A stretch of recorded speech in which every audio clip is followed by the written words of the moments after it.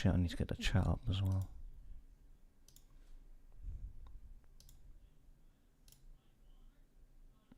Happy days.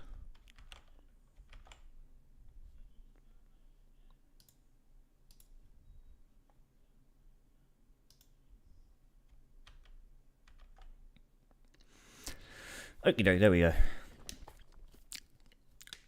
Mayhem, take it away. Morg, play the jingle. Aha!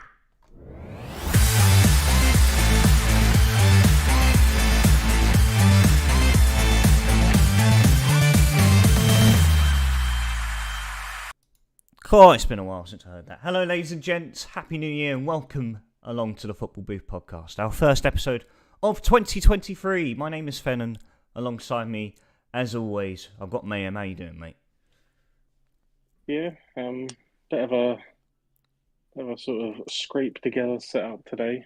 Some internet problems. But... If you're watching this live on YouTube right now, or just when the video comes out, Mayhem has had to resort to using a mobile device to be with us for this episode.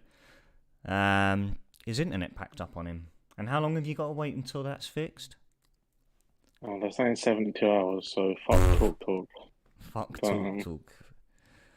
Oh, man. Yeah, but I'm here. Unlike some people, I'm loyal. It's always good to have you. But I tell you, I mean, it's been a while. I mean, I haven't been in front of a camera and a microphone in over a month. So, excuse me if I'm a little bit rusty tonight, ladies and gents. But 2022 didn't quite end as we planned out. But that's 2022. It's a new year. We've recharged our batteries. And we're back to doing what we love doing. And that is sitting here for the next 90 minutes. Just waffling on about how shit Cardiff are, how shit VAR is, how shit Rangers are. And without being said, Joel, why didn't you kick us off with how everything's been going with Celtic? You did, of course, play Rangers. Well, I wouldn't even call it the Old Firm anymore. I know your brother called it the other day and he got butchered for it. But do you want to give us a bit of insight as to what has been going on in the world of Celtic? 100%. Oh, yeah, like you said, like you echo those thoughts. So, Happy New Year to everyone listening. May it be a blessed one for you all. But yeah, obviously, we I think we come back from the World Cup. A lot of players had a good rest. Some players have made provisional squads and then not gone. The likes of Jota, a few surprising people to be left out. The likes of Riyad Hati and Kyogo not in the Japan squad. So there was a wee bit of the boys coming back. The likes of like Daisy Maeda and Juranovic, and Cameron Carter-Vickers even out obviously a wee bit earlier. But how are these boys going to get up to speed with the likes of the boys that had been down in Australia and played those sort of semi-competitive friendlies and whatnot. But yeah, we come back and it wasn't easy. We was away at Batodry, we was away at Easter Road, we was away at Ibrox, and there was plenty, if not the most infamous loudmouth, guttermouth Barry Ferguson predicting that Rangers were going to beat us in the Glasgow derby and actually go top on the second. And safe to say, as always, that guy's ended up with pie on his face. Not egg, too healthy for him. But yeah, so obviously we come back after the break, starting off at Batodry. It was a tough watch. Callum McGregor obviously coming back from injury. The captain, pivotal. It was, Aberdeen just played a flat back 11. Jim Goodwin then got a lot of stick for that. But we had chances. Koga had a chance. We done our changes and chopped and changed as he always done. In the end, Callum McGregor, I think it's about the 87th, 88th minute. He gets free on the edge of the box. fires it into the bottom corner. And I think that just kind of set us up really, really well. We had a couple of home games then that we dispatched of rather quickly. Livingston and someone else who I forget. But, Oh pretty. yeah, I think it was it Kilmarnock you had recently? So that was the most recent one, but there wasn't between the Aberdeen and the Hibs games, a couple of home games there in December as we were running out the end of 22 there. And they were dealt with pretty efficiently. And wasn't happy with the performance in one of the games, even though we had won it. It may have been Motherwell we played, but wasn't happy with the performance, and a lot of things chopped and changed in terms of the wide positions. And he'd called out he wasn't happy with how they were getting into the box. But the winning mechanism machine that is Celtic kept on rolling. But then we go to Easter Road, a place that I think we've only won twice there, and something like the last 9 visits or something like that. We haven't had a good record there at all. Not under Rodgers or Lennon. We've struggled there, and we go there, and Aaron Moy puts in probably his best performance in a Celtic shirt, scores 2 goals, one of them being a penalty, but looked really, really impressive. 4-0 win there, and Days and Maeda scores a stunning goal after missing a sitter, and then Kyogo gets on the score sheet. So it sets us up really nicely going into obviously the New Year derby. A lot of chat about it. The fact that it was Michael Beale's first derby, and it was a must-win game for Rangers. We start the game really, really well. Alfredo Morelos, just a slack pass across. Tavernier shits it. Daisy Maeda gets onto it, slots it under McGregor, and within 5 minutes we're 1 up. And you can see kind of the blueprint here of how the other derbies have gone, that we can maybe blow them away. And we were comfortable, really, for the first 35 minutes of the game. We were super, super comfortable. We bit of complacency maybe creeps in. Joe Hart, dilly-dallies on the ball. Morelos gets a block in, cuts it back to Ryan Kent. He forces Joe Hart into a really, really good save, tips it onto the post, and that kind of got the crowd up. We go in 1-0 at half-time. First 10 minutes of the second half just capitulate. We lost Greg Taylor in the first half and brought on Juranovic to play at left back, which he's done plenty of times before, but he had an awful game, a really, really awful game. For me, I know that there'll be certain contingencies that are slaughtering Starfelt, but Juranovic for me is massively culpable in both of the goals. The first one is just ball watching as Fashion Sakala takes the ball down, slides it across to Kent. Obviously, Alistair Johnson was making his debut, so I don't want to be too harsh, but Ryan Kent's only looking to do one thing. That position he wants to cut in onto his right foot, he wants to bend it, and Johnson, gives him that bit of room, and it's a good finish. So that's 1 each, and then a few minutes later, Starfelt dives in rashly, fouls Sakala. I don't think there's any argument. I've seen a lot of people saying that Sakala stands on Starfelt's foot and he initiating all this kind of carry. For me, it's a stonewall penalty, and it was never not going to get given. John Beaton in the middle, you wouldn't have had to do much in the box for him to point to the spot. Yeah, it's an easy decision for him in one sense, yeah.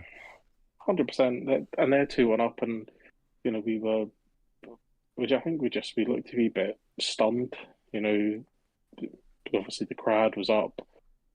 The derby these days are ruined because God knows how many fans we had there. Under 800 this time, 700 or something. Keeps getting smaller and smaller. Stupidity, but you're tucked away in that corner, so you can't really affect the game. And then, they kind of dominate. They've got a lot of the ball. Andy brings on Xhaka, brings on Jota, all the usual suspects. Leah Labada comes on, and Aaron Moy comes on as well for Matt O'Reilly. Like I said, Aaron Moy in recent weeks has been really, really good. Matt O'Reilly's got a big future, but I think at the moment on form, Moyes probably in front of him. Um, and yeah, it kind of clicked towards the end. Jota, just dinks his way past Tavernier, plays a beautiful little reverse ball to get Aaron Moy in as a bit of a scramble. Ryan Jack's trying to dig it out, and the ball lands at Kyogo's feet, and he buries it, which is it's great for him to get his first derby goal. Not quite the 15 games that we El Buffalo waited for his, but it was certainly starting to build up that he hadn't scored in one of these games. So good for him to get that. And over the context of the game, for how poor we were in the second half, take a draw, still 9 points clear. And then it was super important to go and back that up this weekend. Didn't see much of it because I was obviously travelling to the airport, but it was obviously Jota managed to get back on the score sheet, and Kyogo got his goal as well. So all round, it's been a strong start. Now it's all about the consistency and churning out the results again, and then we'll look forward to the end of March time when they'll come to paradise, and that's really I think where we'll kind of seal it off. I want to go in too much on VAR. I mean, if anyone doubts how shit Scottish refereeing is and their incompetency, they can go and watch a compilation of penalties that haven't been given against Rangers while Michael Beale has been in charge. So that's just the last little bit.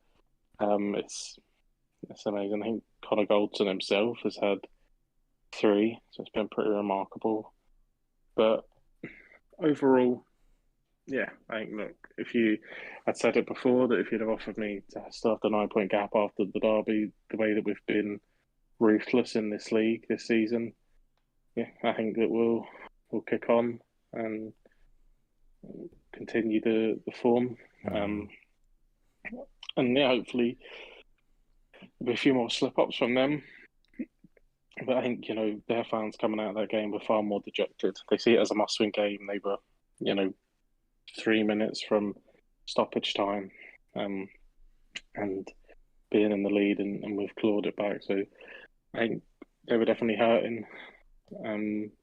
Seeing it as a chance miss, seeing it's 2 dropped, and we keep the gap and get to kick on here. So it's a shame that we don't have any European football, but to look forward to in February. But that's the crux of playing in the big competition. That it's often Celtic, or that's where you're going to end up. Fighting for that 3rd spot, and obviously we come up short. But yeah, we've done a wee bit of business as well.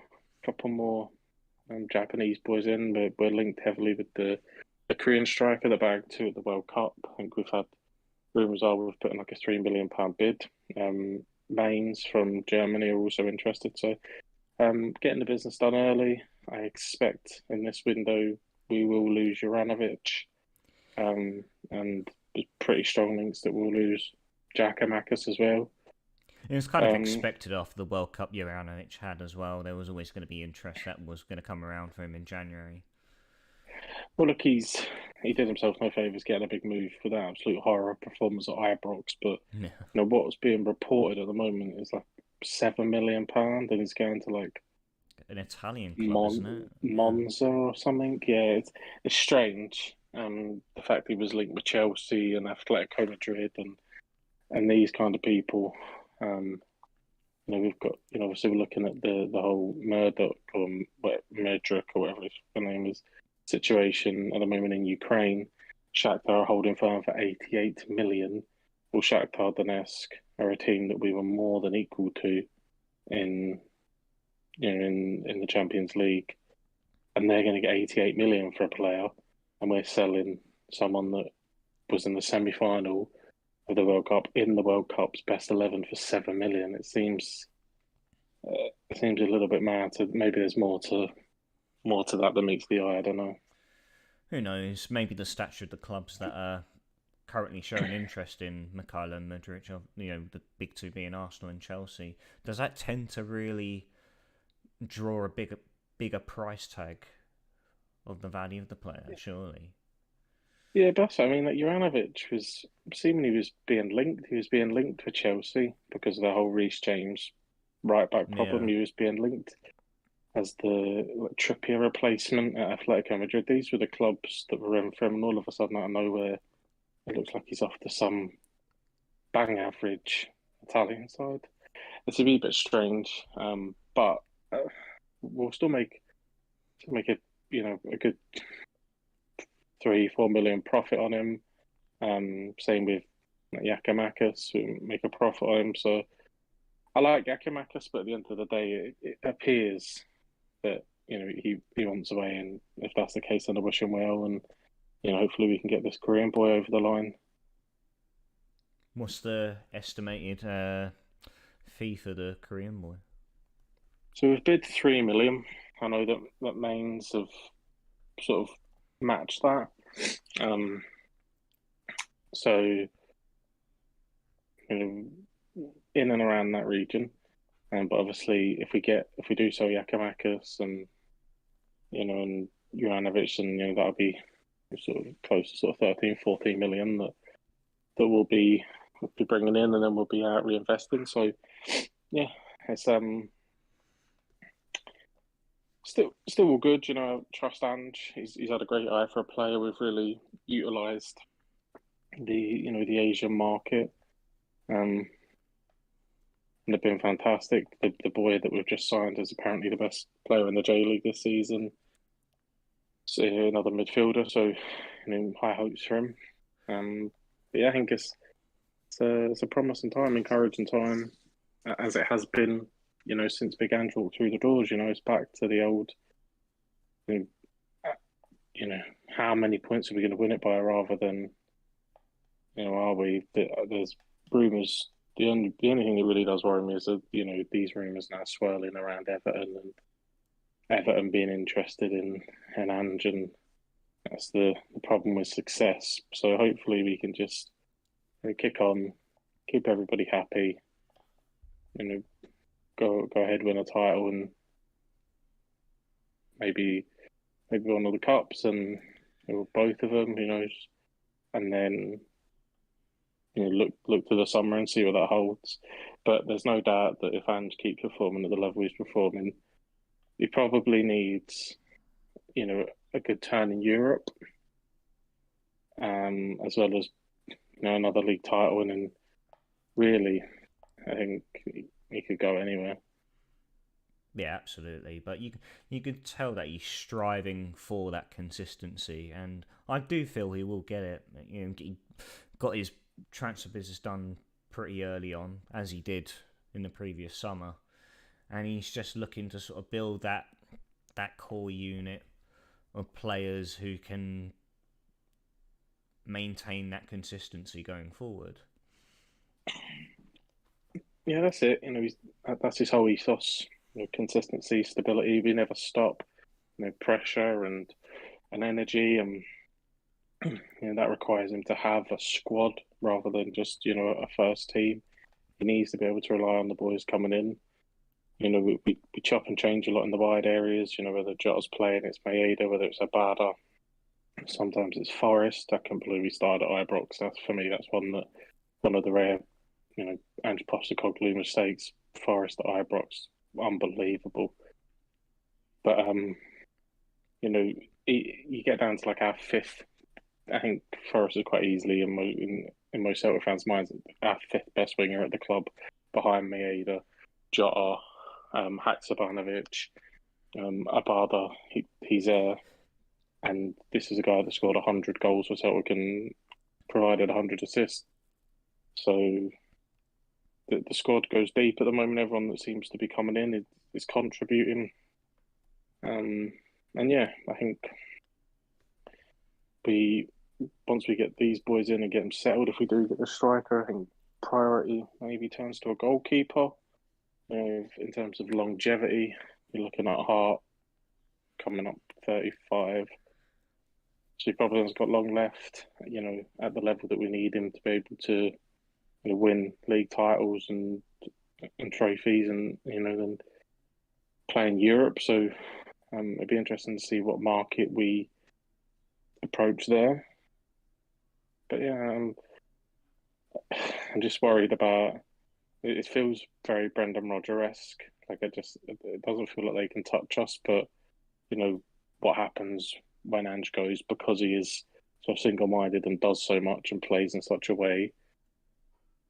How would you bring someone in to replace that? Because you couldn't replicate it. No, you couldn't. And that's always a difficult period to go through, is to replace a manager who's moved on to, in stature, a bigger club. And it's always difficult. And a lot of clubs will either go back to old roots where we've seen it with Celtic in the past, with Neil Lennon making a second coming. We have it at Cardiff as well, where they keep talking about bringing back Neil Warnock, and it's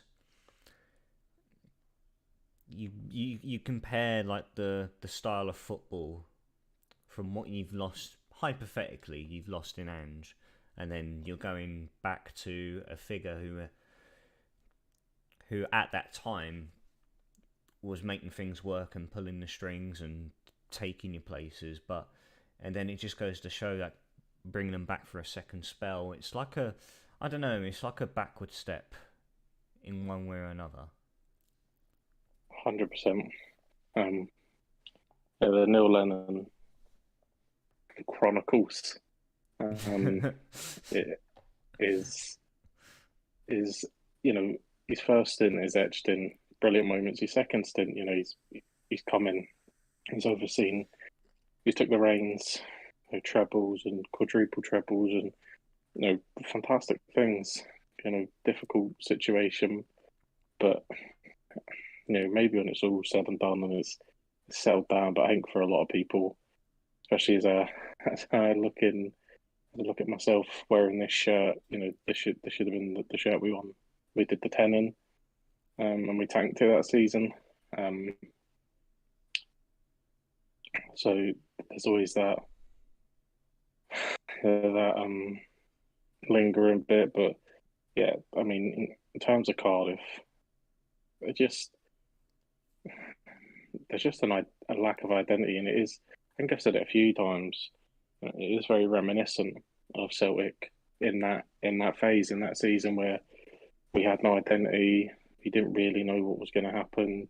You couldn't really rely on. You had decent players. Edouard's obviously in the Premier League now. Ryan Christie playing in the Premier League. These kind of players that were in and around LNUC and the people that have gone down to England and have fared fine. So they were good players, but for whatever reason, just couldn't find it on that season. And that sometimes I watch Cardiff, and I remember watching them against Nottingham Forest last season at home. And I know there was a few lone players in there, and they had decent games, but this squad could go places. To beat Forest, who were flying high, and then obviously started the season beating Norwich, and you thought, right, that's the bar. And I know Norwich haven't been their usual dominant selves, but they're still in the playoffs. Through all their trials and tribulations this season, they're still in the playoffs. And Cardiff again have just plateaued. Mark Hudson was never the man. So I don't know if the board they want to get into the end of the season and then reevaluate, but there needs to be an identity. I just feel at this rate, I think if we stick with Hudson, we're down. If we let him go now, we're still down. And because I can only see them turning to one man and one man only, and that's Neil Warnock. It's very indifferent at the moment. You don't know what to believe and what not to believe. But mate, we haven't won a game in 2 months, and it's not been the fact that we haven't played well. We've shipped goals. I think defensively we've been, in essence, better, but we're just not scoring. It's lacking that cutting edge in these games where we just spurn chance after chance after chance, and then the squad's rotated constantly, where there's certain players that are picking up knocks and big players as well. Like you saw one of them on Sunday in Jaden Philogene, and then there's Isaac Davis, who I thought was utterly outstanding against Leeds. The way he just presses against that back line and puts a back four under pressure the way he did. He's just an outlet that we've missed since the start of this season. And he's been out for a long time, and he's now starting to get tasters coming back in. But he's got to be one of the first names on the team sheet for me, especially going into the game against Wigan next week, who are bottom of the table. We're slowly finding our way down into that top bottom three. And but it's just there's too much rotation. I didn't think Morrison knew what his best 11 was. I don't think Hudson knows what his best 11 is, especially after this Sunday where there was no expectations going into that game against Leeds, and seeing the lineup. I mean, it was a heavily rotated side. We haven't had a good cup run in over 10 years now, and so I think there was just that little spark of optimism, which brought us back to the 2003 tie at Ninian Park when we played Leeds when they were top of the Premier League and we were in the heights of League One at the time, and pulling off the biggest upset in that third round at the time. There was that like I said, that little sense of, maybe with a bit of that spirit, we can really do something here. And yeah, I mean, the first half was the best we played all season, hands down. Each to their own. Players that I've slated week in, week out, like Curtis Nelson, Shea Ojo, who got our second goal, which was a clinical finish, and other players that have been in and out of the side for the last 2 seasons come in and put in a shift against a Premier League side.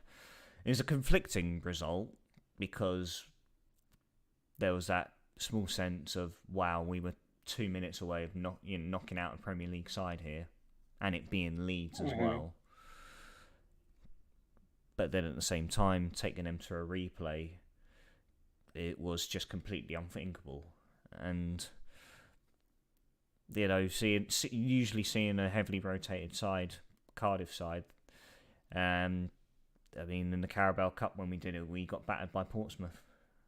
And then prior seasons, it's always been the same outcome where players are given that opportunity to stamp their name on their starting 11, and we end up getting slaughtered by a team that's a tier or two below us.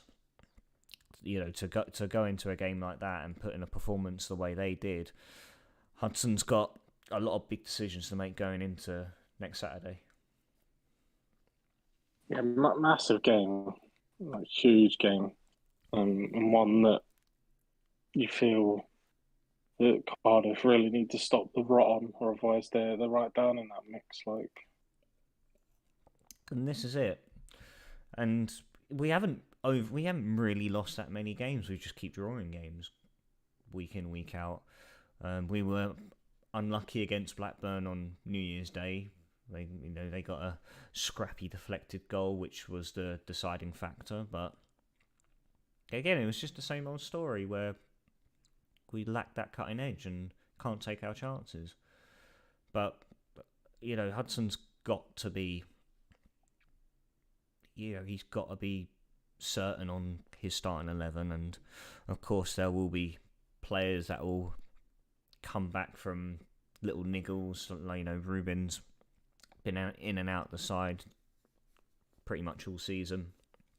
I think Keon Atet has got to get a run in of games as well. It felt like he was starting to find his feet. Got a goal against Blackpool a couple of weeks back. I thought, this is gonna be our man who's gonna be our number 9 with Callum Robinson just behind him, who can, again, just find those empty pockets of space and drag players with him and open up spaces for the likes of Atet and Mark Harris and Isaac Davis when he gets back into the side. So no, there's a lot of big decisions Hud's has got to make, and we've just got to take this result against Leeds in our stride and really now push on going into the last few months of the season.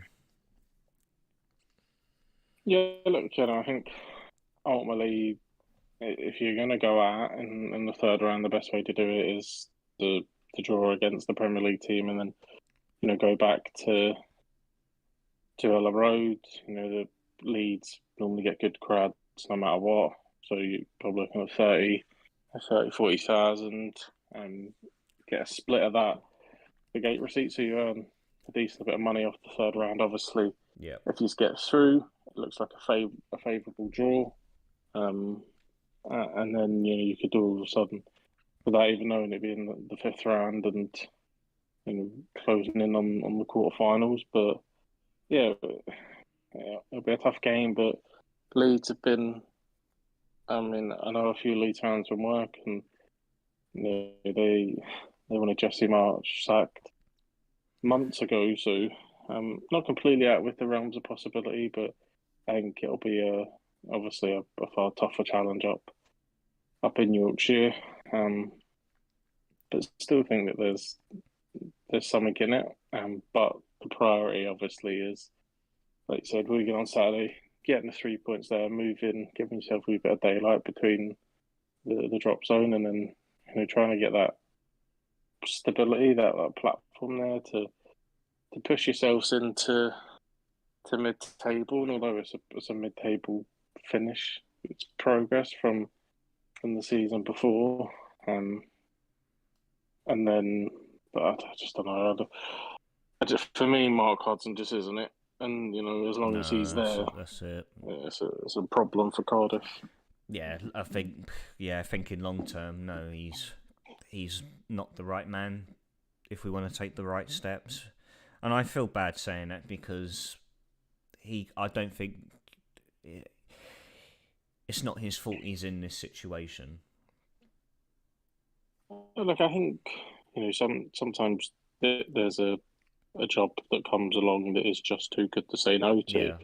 And then you've got to hope that you get a little bit of patience from the fans and a wee bit of time from the board and all that. But Cardiff have just been derived of any sort of good footballing team, any kind of well-run football club for so long that it just must feel like deja vu. Anytime anyone comes in, you've got all the nonsense with Vincent Tan and that whole noise off the field transpires onto it, because it could be that although Hudson isn't pulling up any strings or whatever, it could be a very different narrative that he's very compact and that you're difficult to beat, but because it's the kind of rinse and repeat, can't find a striker that can bag 20 goals a season and lack that cutting edge. It's just same old. We can't score goals, and that's why we're lingering, in the sort of mid to low part of the league, looking down more than you're looking up. Yeah, but there is a sense of things are looking up one way or another. I thought, the draw against Leeds, it was obviously quite heartbreaking to concede 2 minutes from time, as we were that close to knocking out Leeds, and then away from the football side of things, according to a few reliable Twitter resources, that the club have agreed to pay Nantes the fee for Emiliano Sala. So, if true, it'd be good to have that closure from that, and hopefully then that will allow FIFA to lift our current embargo that we're under, and just see if there's any way, one way or another, we can add quality to the side and can just steady the ship and maintain our status as a championship side. Yeah, I mean the whole, Emiliano uh, so is like it's heart wrenching, but you do have to wonder about all these people that are chiming in on it, and you know obviously it was big news when it happened, but no one's been following that. It'd be probably even as a Cardiff fan, you haven't been following the ins and outs of the legalities. It's probably closely as you wish you were now that it's all sort of come to a head, and every football club is run as a business. There wouldn't be, I don't think there'd be any football club in world football that wouldn't have fought it. And I'm sure there's some people on their high horses that would say, like, our club wouldn't have done that, blah blah blah. But the way that football is today, there is no compassion in it.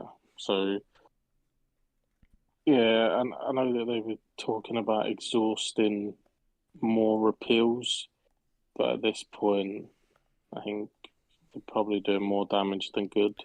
This is it. It's been nearly 5 years now. The embargo that's on news as well. The fact that this is coming up for his family over and over again. So hopefully, like I said, you can just draw a line under it, move on, and not have it, regurgitated again and again and again. Because ultimately, it's just a ridiculously horrible scenario where, when you look back on it, the negligence and the greed from certain people that's cost a man his life is horrific. Like, it is horrific, mate, and no, it's something that should never have gone on for this long.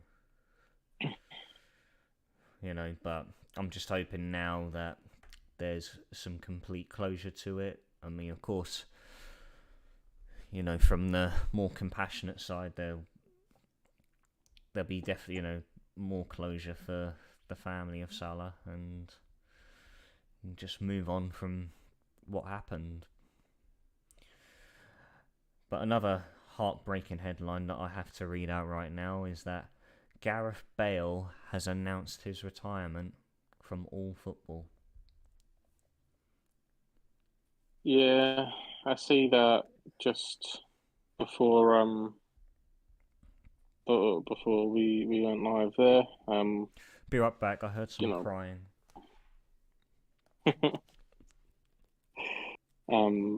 What a player. And I think he leaves behind a legacy equal to really anybody that that's done it within British football. Certainly through the Wales have had some talented boys, Giggsy and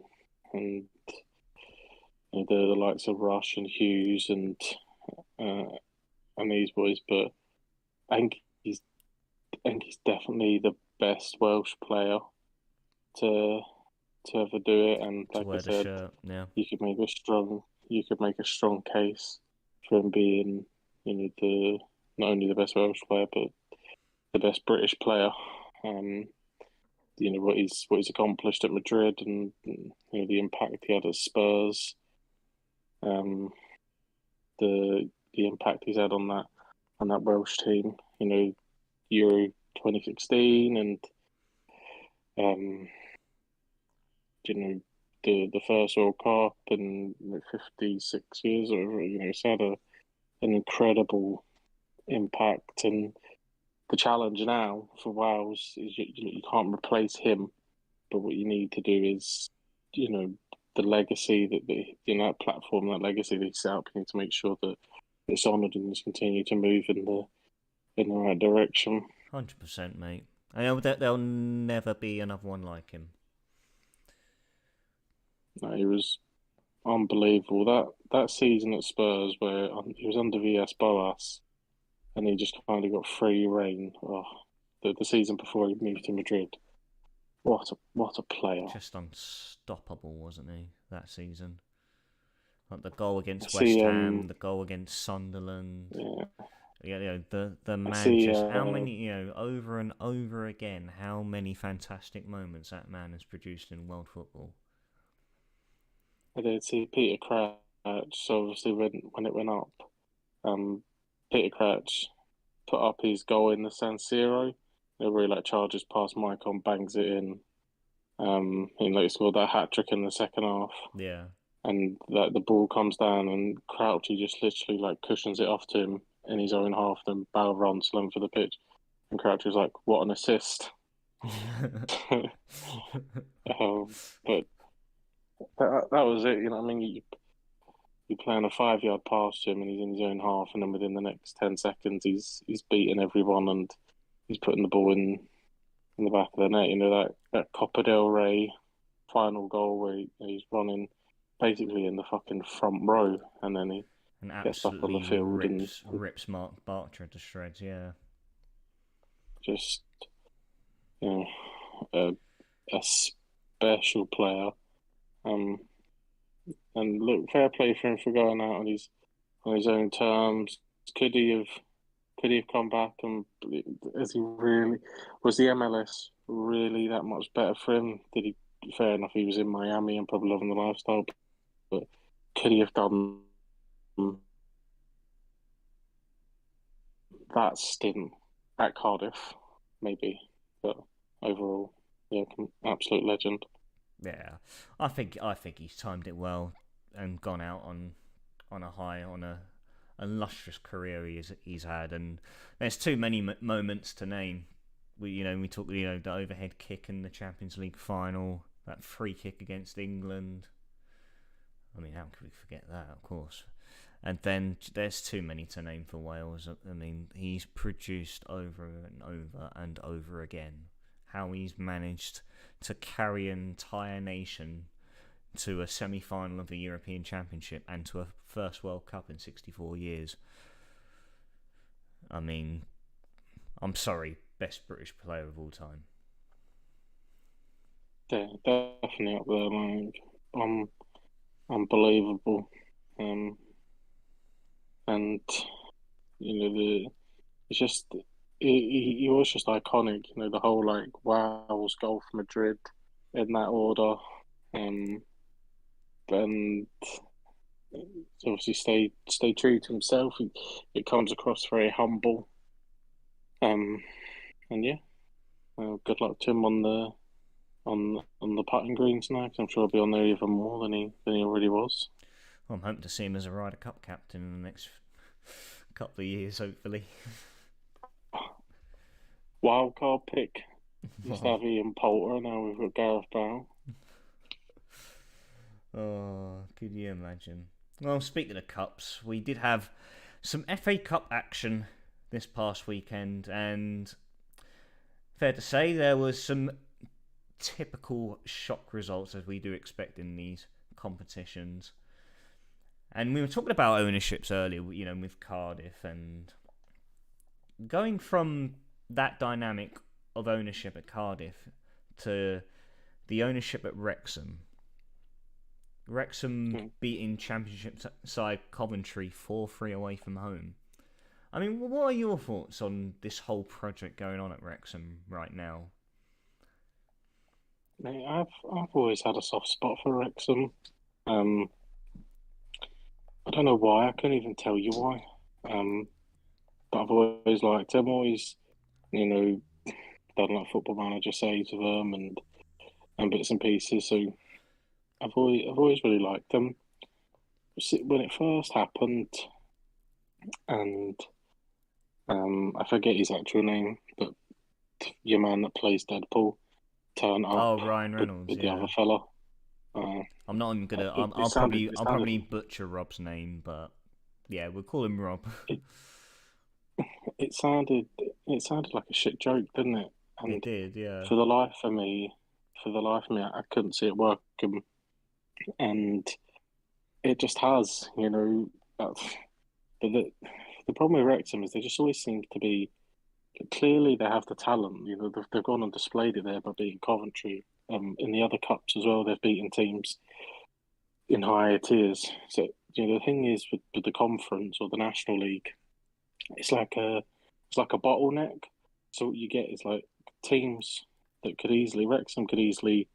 I know they're second at the moment. They have a couple of games in hand, but if they were to go up, they could easily then go up again because you Yeah. know the level of squad they have.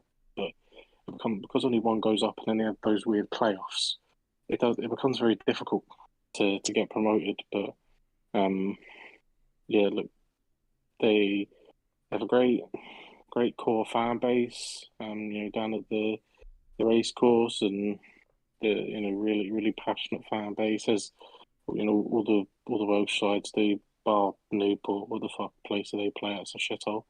But like that that kind of passion, that kind of support, it was deserving of you know a stint back in the football league. But yeah, they began about it in the right way.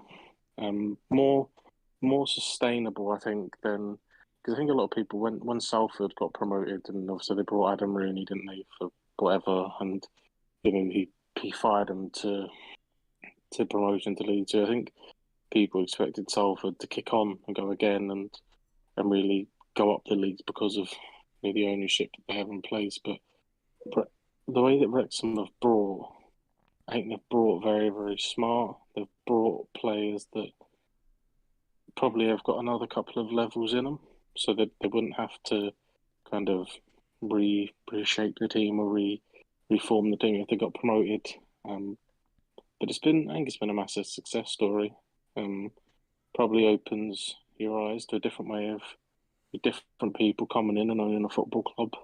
And obviously it's on a very small scale at Wrexham, but if it can be done there, why can't it be replicated with consortiums and you know people like that to take over big clubs? Obviously, we heard a little while back that the Glazers are interested in selling United, and you know, do United just want another billionaire to come in, or I think they'd probably be more open to that kind of consortium, like the David Beckhams and all these kind of people getting together and creating that because there's a great feel around Wrexham, you know, and when everything's in harmony, you know, when you don't have to worry about the board stuff and that's all dealt with, it flows down.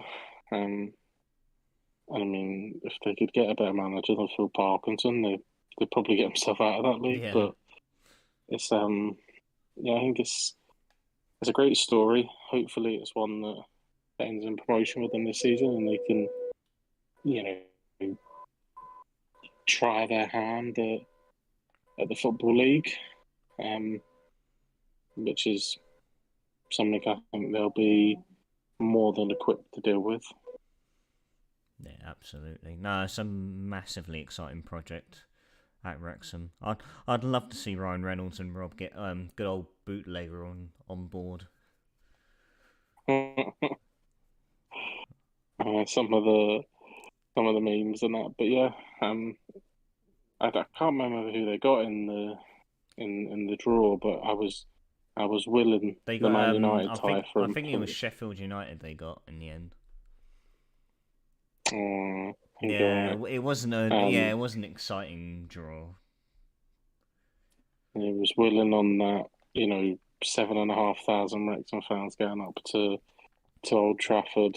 But yeah, you know, Sheffield United have looked good this season. I imagine that'll probably be one step too far, but fourth round of the FA Cup, you know, magic for them. Like, and long may it continue. But you know, as we know, the focus will be obviously, you know, getting back to the Football League, and Yeah, hopefully they can get over the line and get that done. 100%.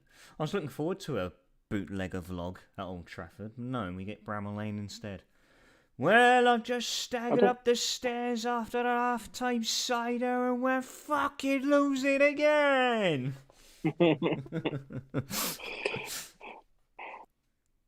Is it at Bramall Lane? Is it? I think it is at Bramall Lane. I think, or it might. I don't know. I can't remember. I'll have to check. But yeah, I'm almost certain it was Sheffield United they got. It should be interesting. But yeah, great performance from obviously to get that scalp is fantastic from. Without a doubt. Another big shocking result as well. Villa losing at home to League Two side Stevenage. It was a Yeah, that quick one fire. kind of come out of nowhere. It was a quick fire double from Stevenage. Obviously, it all began with the penalty incident where it'd gone to VAR. It was a long check. Was it inside the box? Was it outside the box?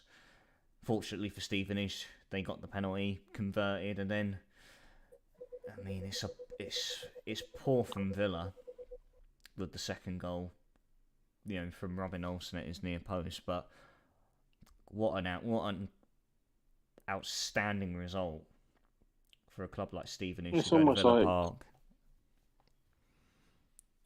if you have a World Cup winner, you should play him instead of playing this Olsen fella. I can't understand what Unai Emery is looking to accomplish. You've got someone in the form of their life. They've just won the World Cup, just got the Golden Glove of the World Cup. You see Hugo Lloris is back in next for Tottenham. Everyone that just played their part back playing. I can't understand the whole reasoning for keeping this man sitting on the bench. And I guarantee at the very least he would have stopped the second one, and we've seen his form from penalties through the World Cup. He maybe even have pulled off a moment of magic there. So strange that he's not playing. Unless it was something to do with the celebrations after the final, because I knew there was a big thing about that, and that Unai Emery was going to be talking to Martinez about it, and I don't know, could play a part in it. I'm not too sure, or it could purely just be for rotation, or it's just a poor decision from Emery. Seems strange. So you're watching the rest of the FA Cup instead of being a part of it now because of, if it is the case of you were pissed off that he put a glove in his pelvis region. Like, the guy's just won a World Cup. Like, that's it. Like, how can you even? Really not that deep, is it? I don't know. Strange that this, there's, if there is that much fallout that's come off the back of that, because like you said, really and truthfully, not that deep. No, don't get it one bit. Chelsea are having a good time at the moment. Graham Potter, who we've spoken about multiple times on previous episodes, pressure's starting to mount. Fair to say, well, I like things aren't looking good. They shipped 4 goals at the Etihad on Sunday against Man City. I mean, where does Potter go from here? The City game at the Etihad, and look, on paper, it's a really tough result, and I'm sure there's a lot of reactionary fans, but City have the ability to do that to anybody in the league. I don't care who you are. Right, Arsenal could turn up at the Etihad, and City could take 4 off them if City are at their free-flowing best. They are a level above everyone else in the league on their day. So, that result, while it probably does sting a bit, that someone that they see as their rivals and who they should be competing against is absolutely hammering them. But I think in isolation, that result is not as big a problem. The problems come from you're getting beat by Brighton and these kind of results that have crept in that have not been the makeup of Chelsea for a long time. They've been a Champions League mainstay, if not Champions League, that 5th at the very worst. You know what I mean? So where they're lingering, Potter isn't going to get much longer. He needs to He needs to find a solution and fix it and get himself back in the contention for at least the Europa League, because he won't get that time. And if he gets sacked, someone else will definitely pick him up, but he'll never get that big job again. You've only got to look at Moyes. Got the United job, didn't do well, has never been given that kind of job again. Even after, I know West Ham are struggling this season, but even after all the good that he done at West Ham, he's never linked with those jobs anymore. So it's important, I think, for Potter to find a solution. I think we kind of said it when he took the job that it was maybe a bit of a tainted chalice. He couldn't turn it down because it was a Champions League team. But it was probably, if you look at that top six, if you want to start including Newcastle, because they're up there at the moment, but top 6, 7, the Chelsea job for me is probably the hardest. Yeah. Because it's the one that you have to win from day dot, and as soon as you stop winning, then that's it. It doesn't matter. There's no kind of romance in that club whatsoever. No nostalgia. You've Tuchel that wins a Champions League and less than 12 months later sacked. Yeah. Yeah. Well, I mean, what is it that Chelsea are lacking right now? I know personally, I feel they just lack a goal scorer. We've said it previously that they haven't got that out and out recognised striker. When they shipped off Tammy Abraham, shipped off Romelu Lukaku, and now are playing Kai Havertz in a sort of a false nine sort of role with two wingers. And just reading here as well that Chelsea are in advanced talks to sign Atletico forward João Felix on loan. Yeah, I see that. Again, I think it's a wee bit of a strange one, because I don't think he solves the problem. No. I think he's a Havertz. I don't think he would have the physicality to play up top in the Premier League by himself. If you think about their first, full strength lineup, if they got Felix in, would be Felix, Sterling, Pulisic, maybe. I mean, it's very lightweight. There's not a lot of sort of bump up against the defender physicality in that team. So, look, he's a good player, big potential.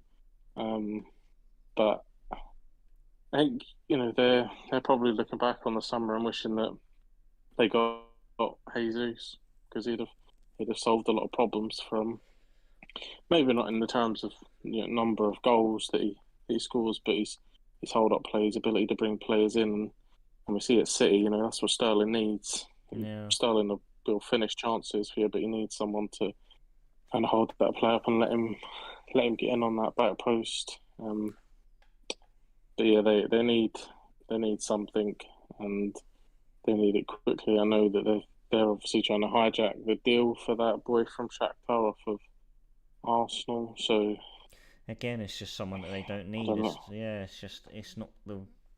It doesn't feel like the right profile of player that Chelsea need. They need someone like with what United are doing, pursuing that Wout Weghorst.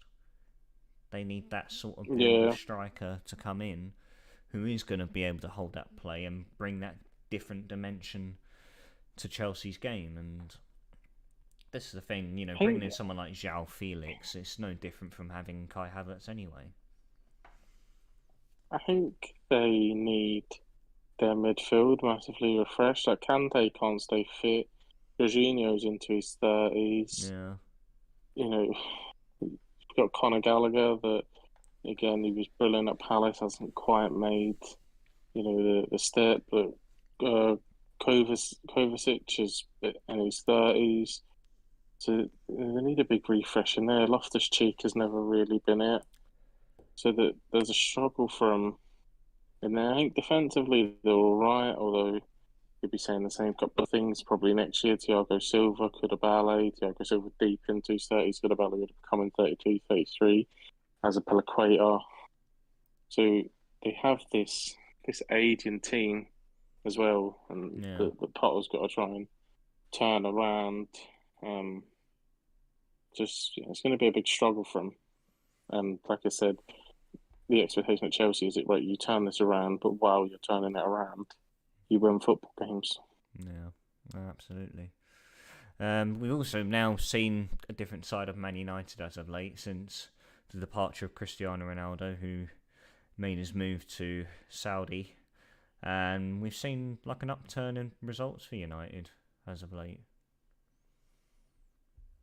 Yeah, still United. I'm never convinced. Like I don't know. They just there always seems to be something missing. I couldn't predict what back four they're going to put out, Yeah, which has never been, it's never been a thing at United. At United, it was Neville, Ferdinand, Vidic, Evra, and you go back and it was Yap Stam and yeah, Dennis Irwin, and it was just constantly you knew who was going to be there. You knew your Roy Keane and Scholes, and you never know with the midfield like Casemiro starting to put his stamp on it a bit more now. But it's really difficult to predict a team that is going to come out. But like I said, there does appear to be a weight that's lifted, whether that's obviously the awkwardness or the tension that would have been there with Ten Hag and Ronaldo has gone. Yeah, I think they've got themselves back in the top four. Obviously knocked Everton out of the FA Cup. Um, so they're on an upwards trajectory at the moment. But it seems that every time that you kind of think, right, this is United, and they have a good season, whether it's under Solskjaer, they finish second, Mourinho, they finish second. Nothing ever comes of it. So you're a little bit wary of saying that they're on an upwards trajectory because in 2 months' time they'll be eighth again. It's a yeah, wee bit strange how United, with the money and the revenue that they have, that they just can't get it right. yeah. It's just always there has that strong sense that they'll fall away towards the end of the season, where we've seen when under Solskjaer where they're up in that top four, and then they all of a sudden drop that that mentality and find themselves amongst the top 7, 8th, and it still seems to linger with United. Yeah, and it's just I don't know if it's the profile of player. I don't know. Like Rashford seems to be coming back a little bit. Yeah, Um, but I see a post today that sums the English media up perfectly. They're bigging Rashford up, and he's got whatever like 10 goals in how many appearances, and he has the same amount of goals as Nunez at Liverpool that's been slaughtered. So he's doing okay. He isn't doing half as well as the English media would want to tell you he's doing. Um, but yeah, he appears to be coming back. And Anthony, I don't know if I rate him really. 100 million is crazy for a guy that, bar the Arsenal game, hasn't really done a lot. And that's what it falls back to. I think Eriksen's been a good signing for him. He's done well. Casemiro has been good. He's done all right. I don't rate like Lissandro Martinez. Just too small to be a defender. That Milicia that's come in hasn't really played, that many games. Luke Shaw now deputising at centre back, and it all just seems a bit of a scramble. Um, so that for me, they need two centre backs, probably a strong midfielder and a striker because Martial ain't it. And then probably post that they need a keeper as well because De Gea's running out as well. So again, more money. The Glazers are looking to sell. How much are they going to put in? That could be pivotal to whether or not they can go on to the next Yeah, step. it's just another case of an aging side, isn't it? Because you've got Luke Shaw in his 30s now, you've got De Gea, 30s.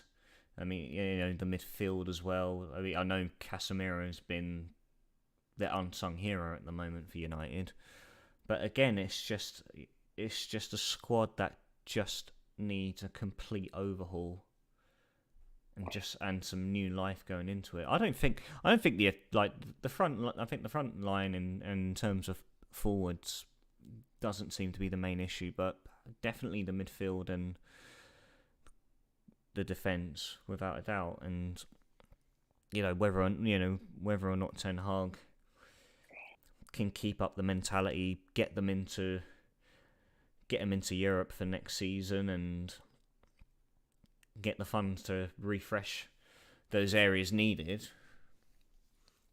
it look a bit more convincing that Ten Hag is the right man to take United forward. Yeah, they have these patches where they look good, and then they're going through a patch where they beat off Wolves, beat off Southampton, and Yankin. Like, when are they ever going to come back? It seems so strange that still it seems so alien that United are not in a title race and haven't been in a title race for a long time now. And the money that they've spent, I know they were linked to that. The word they got young player of the tournament. Um, for Argentina, Fernandez, I think they were linked to him. I think that'd be great business, but again, you're talking a huge price tag, and if he does come for that kind of money, it's got Paul Pogba kind of feels.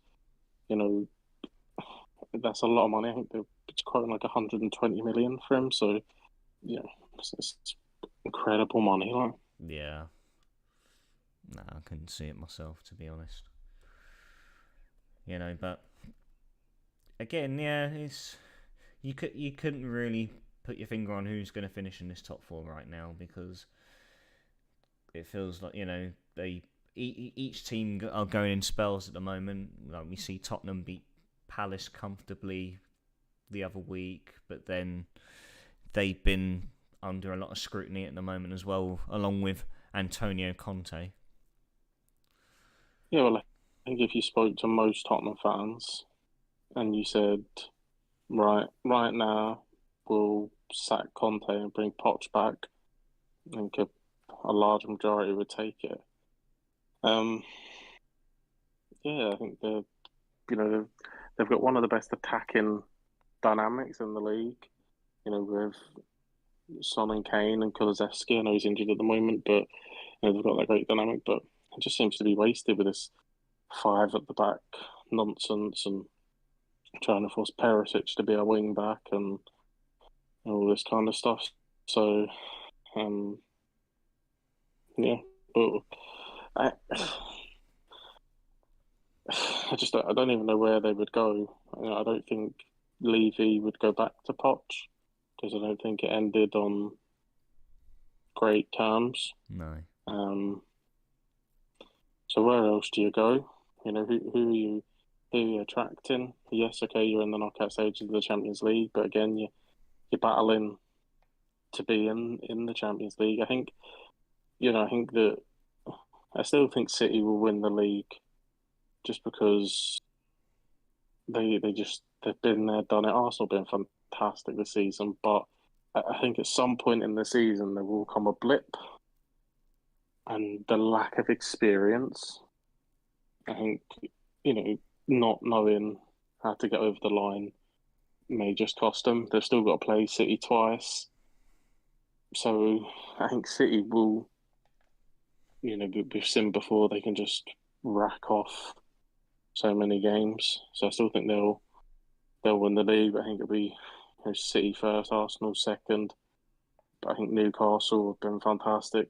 Yeah. They seem unfazed, but I think they're brilliant at the Emirates. The other day in a completely different way to what we've seen them. They were brilliant at Tottenham and no matter who seems to come to town, they've got an answer for it. Be interesting to see if they do any business in the January window. But I would that would be three that I don't know if Newcastle finish third or fourth, but I think that they will get in there. Just off of the first half of the season kind of performance and the fact that in their team they have the likes of like Kieran Trippier, who that kind of player that has been there and done it, won a La Liga title. Their captain just has that know-how to bring them all together, and a lot of players that have been at the football club for a long time. You know, he hasn't gone in and made wholesale changes. You know, he's obviously strengthened in a few areas. Nick Pope in goals been a fantastic signing. He's brought in that like Bodman from Lille, and obviously Bruno in midfield. But still an ethos of that football club as people that have been there for a long time, and that I think that really shows. So I think they'll hang on, and then it's a complete dust up. At the moment, you probably have United as favourites, but I'm sure there'll be a few more twists and turns, and we'll see who ends up pinching that that vital fourth spot. Well, I'll tell you what, next week's round of fixtures looks very, very tasty. Because we got the Manchester derby and we got the North London derby. Mm-hmm. And that I think Tottenham would love to obviously derail an Arsenal, the first real Arsenal title push for 15 years, but just can't see it. Like the way that Odegaard is, the way that he'll be in between sort of Højbjerg and Basuma, and struggle to see it. But look, it's at Tottenham. Arsenal haven't had a great record at Tottenham in recent times, so we'll see. But I think they'll be out for revenge, obviously off the back end of last season, and the result that Tottenham got over them. So I think they'll be gone in to get a result at the Tottenham Hotspur Stadium, but I can't see Spurs stopping them in the same way that I can only really see City rolling 3 or 4 past United again, as they have done multiple times. That for me, Erling Haaland up against the defence of Raphael Varane and Luke Shaw is just asking for trouble. Yeah. Well, it will definitely make for a good discussion for next week. But we are going to move on to our final segment, your favourite segment, Mayhem. Fantasy football. Here we go. Oh, no. I know you haven't checked it in a while. So, let's go through the league standings. So the top 2 are unchanged. So top is Liam with 1080. Second, we've got Dynamo Joe, 1048. And then one change, Mike has moved up into third, 1042. Fourth place, I've moved up to fourth now, 1024. Moving down in fifth is Reece James, not the actual footballer, someone who's named their team that, 1021. Moving up to sixth is you, Joel, 951. Happy days. You are now above Sam. Sam has dropped to 7th on 944. And then Cam should probably go in and remove Luis Diaz. Yeah, you should do that. I'd highly recommend it. Probably should go and look at some of the transfers, but mate, I'm telling you, Miguel Almiron, you're missing out. Miguel Almiron, top boy. He is top boy. I don't know if I still had Son in my team, and if that's what was bumped me up a bit, but let's look at your team again. I mean, Luis Diaz is definitely still in it. Jesus, who's injured. You got Haaland, Kane, Ericsson, who's actually one I was looking at putting in. Martinelli, Trossard, Cancelo, Trippier, Walker, and Pope in goal. But no, you haven't got Son in, which is pretty good. Savage. Yeah. Well, when you see he came out the other day that apparently the mask makes him play worse than usual, but he wears it because his family tell him to. I'm just like, that's the most Son thing I've ever heard.